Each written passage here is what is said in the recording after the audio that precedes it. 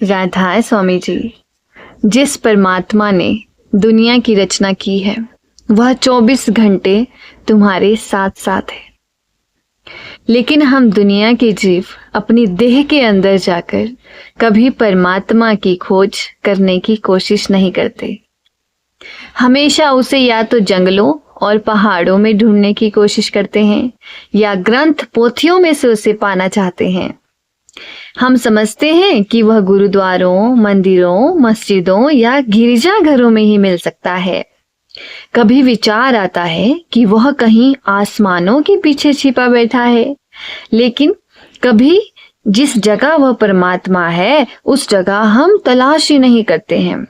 गुरु अमरदास जी फरमाते हैं, गुरुमुख होवे सो काया खोजे, होर सब भरम भुलाई। जो मालिक के असली भक्त और प्यारे हैं, जिनको किसी संत महात्मा की संगति मिल चुकी है, वे परमात्मा को शरीर या देह के अंदर ढूंढते हैं। बाकी सब दुनिया के जीव भ्रमों में फंसकर यहीं भूले फिरते हैं। साईं बुल्ले शाह कहते हैं, भुल्ला शोह असा थी वख नहीं, बिन शोह थी दूजा कख नहीं। कबीर साहिब ने तो बड़े जोरदार लफ्जों में हमारे ख्याल को इस वहम और भ्रम से निकालने की कोशिश की है। हम पत्थर और ईंटें इकट्ठी करके मस्जिद या मालिक के रहने की जगह बना लेते हैं और उसके ऊपर चढ़कर मौलवी ऊंची ऊंची बांग देकर परमात्मा को पुकारता है, जैसे परमात्मा बहरा है और हमारी आवाज उस तक नहीं पहुंच सकती।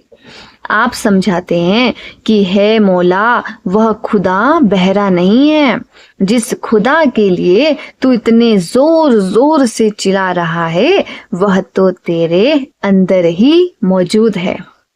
मुसलमान उस खुदा को मस्जिद के अंदर ढूंढ रहे हैं, हिंदू मंदिरों में उस परमात्मा की तलाश कर रहे हैं, सिख और ईसाई गुरुद्वारों और गिरजों में जाकर खोज कर रहे हैं, लेकिन वह अलग पुरुष तो उनके शरीर के अंदर ही है और अंदर ही मिलेगा।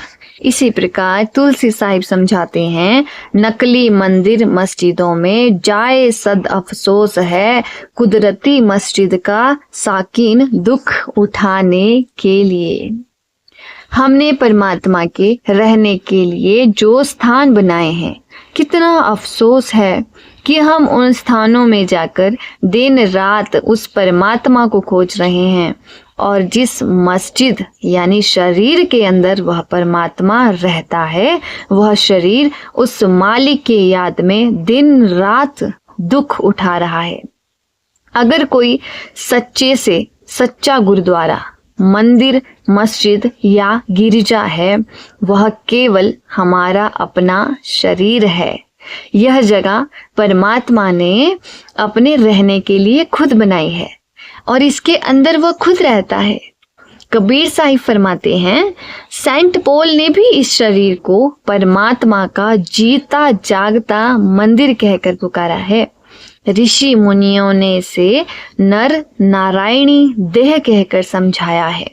भाव है, यह वह देह है जो नारायण ने खुद बनाई है, वह देह जिसके अंदर परमात्मा रहता है और जिस देह के अंदर ही आत्मा को परमात्मा से मिलने का गौरव प्राप्त हो सकता है। हमारा शरीर ही मालिक के रहने का असली हरि मंदिर है और उस मालिक का असली ज्ञान उसी के अंदर से प्राप्त हो सकता है।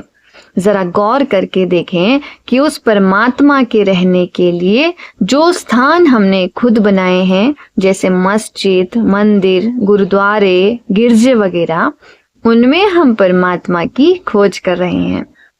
बनिस्तब उस स्थान शरीर के जो परमात्मा ने खुद अपने रहने के लिए बनाया है और जिसमें वह खुद बैठा हुआ है।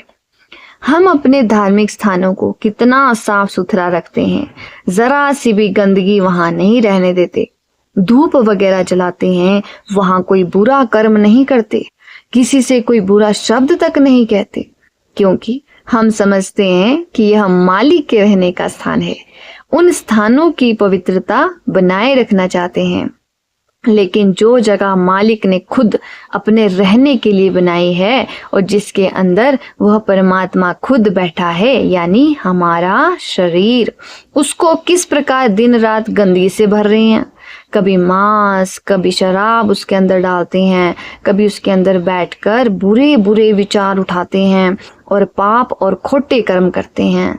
अपनी बनाई हुई चीज की तो कदर करते हैं, जो मालिक ने खुद अपने रहने के लिए जगह बनाई है उसकी कदर नहीं करते। कई बार तो इतिहास पढ़कर बड़ी शर्म महसूस होती है कि अगर हमारे बनाए हुए किसी मंदिर, मस्जिद, गुरुद्वारे या गिरजे की किसी दीवार में गलती से भी एक दरार आ जाती है तो हम उस परमात्मा के बनाए हुए हरि मंदिरों, शरीरों को हजारों की संख्या में गिराने को तैयार हो जाते हैं। राधा स्वामी जी।